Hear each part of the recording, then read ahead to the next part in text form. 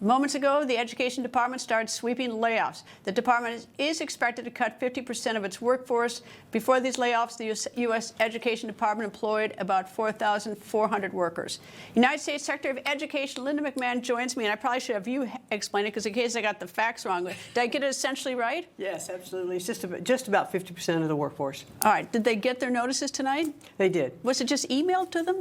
Well, it was emailed. Yes, we wanted to make sure that everybody got it, before they left. But their department heads and everyone we met with this afternoon, both career folks and political folks, to fully discuss with them, to explain. I've done restructuring in the private sector, and as humanitarian as you want to make it for those folks who are leaving, it's always difficult. That's what I was going to ask you about, because I've been fired once, and it is really tough. Now, these people go home to their children and say, we don't have a job, but whatever. But are they getting, is there any sort of are they getting any money for a while?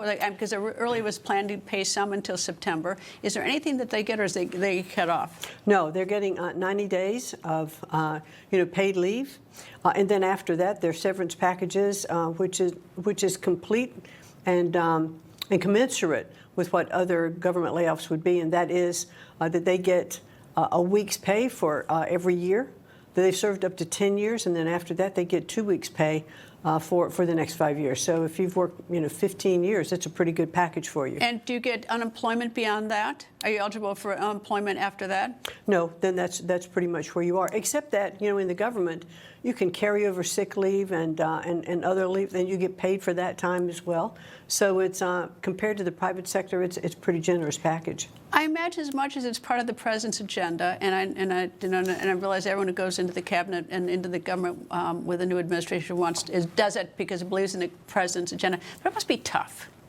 Well, I can tell you, though, when we looked across, all of the Department of Education, and we have been working with those, the audit that they came in and showed us, a lot of the programs that were duplicative. I mean, when you looked at like 130 departments that each had their HR and IT and managers, office managers, sometimes in an office that only had 5 people.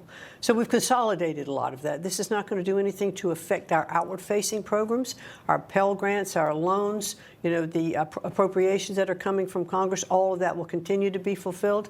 This is really internal, bureaucracy. It is moving people out of a couple of other buildings in Washington, consolidating them. So we're freeing up real estate, and we're going to save about $500 million a year. Just on what we've done so far. Is the Department of Education, I told you we sat down, I worked for a short time at the Civil Aeronautics Board, which went on the chopping block. Nobody even knows what the Civil Aeronautics Board is except for me. But is Department of Education ultimately on the chopping block before the end of this administration? Well, clearly, I think the president made it very clear that he thought that the Department of Education, should totally go away, and he said that my successful job will be to put myself out of a job. So, I'm working to fulfill that mandate that he gave to me, and that's the directive. But in the meantime, we want to make sure that the programs, everything that is put in place, continues to operate in a more efficient way.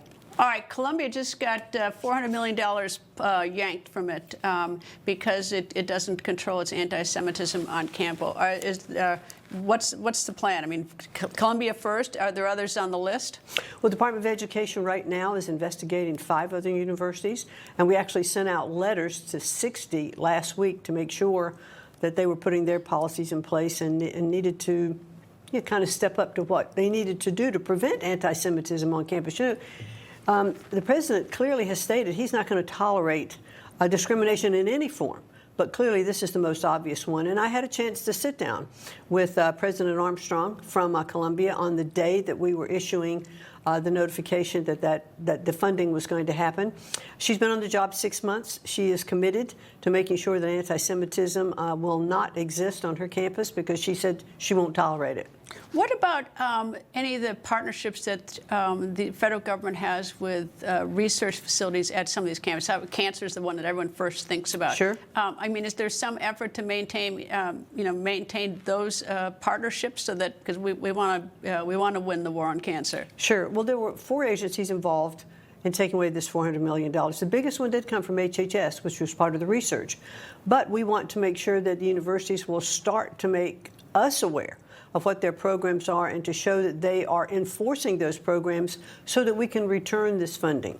What to them. happened? I mean, I remember when President Carter created the Department of Education. We had great hopes for it. What happened to it? Because I look at the numbers and we know we aren't succeeding. In the sense that if we're really succeeding across so many different parts, I'd say that this is a good idea because it's working. I haven't seen the great success. Maybe it's measured in a way I've missed. Well, if you look at what's called the Nation's Report Card, which is the NAEP scores, they just came out at the end of January, and they showed again decline. For most places, there were some bright spots. We saw some bright spots in Louisiana, who had great improvement, in their reading scores. But over the past period of time, since the Department of Education was established in 1980, we've spent $1 trillion to continue to see our performance scores go down. What happened? Why did that happen? We're looking into that. I wish I had that answer, but I can tell you what we're doing is not working. I think we have to spend, more time on our teacher education and let teachers teach. I think teaching is one of the most noble professions in our country, but teachers spend about 47 cents of every dollar that comes in compliance, not teaching.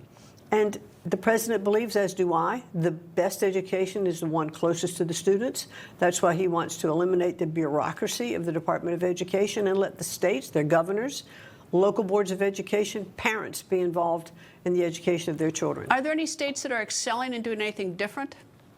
Well, we've seen improvements in Louisiana. The state of Iowa, Governor Reynolds has done some remarkable programs with her literacy programs, with school choice. We have seen the state of Florida is doing incredible things. Again, school choice scores are coming up. Tennessee has good programs in place. So there are a lot of states already without actually any other intervention by the Department of Education that are doing innovative things because they have good, strong governors who are working very closely and focusing on their departments of education. It appears to me, and far be it from me to try to be an expert in education. I'm not. In fact, I barely got through high school. But it seems to me that a lot of schools could be, even at the high school level, could be teaching courses that are more geared towards getting jobs. Like there are a lot. I took a lot of the dopey courses just to get by, and they were easy grades. But I mean, they're really skilled jobs. Well, I think a skilled labor force is something we have to really focus on. And one of the things I've been talking about is that kind of skilled workforce education should not be looked at as default education. For those who maybe couldn't make it to college, they'll learn a trade. No, it's equally important when we're learning these skills. And I think there should be continuing for dual credits for students who are taking some skilled courses in high school that would count towards college if they want to do that. But also, gosh, Greta, when I was in high school, we had programs, that you could, the second half of your day, you could go work and you could get credit towards high school education. Apprenticeships. Yeah, you can really learn a skill. Absolutely. Anyway. You graduate from high school, you could earn a living. Indeed. Anyway, United States Education Secretary Linda McMahon, nice to see you. Nice. People think news just happens. It doesn't. It happens because there's someone there to capture the moment, to explain it and share it. That's my job. I go where news breaks and give you the facts. Join me for The Record on Newsmax.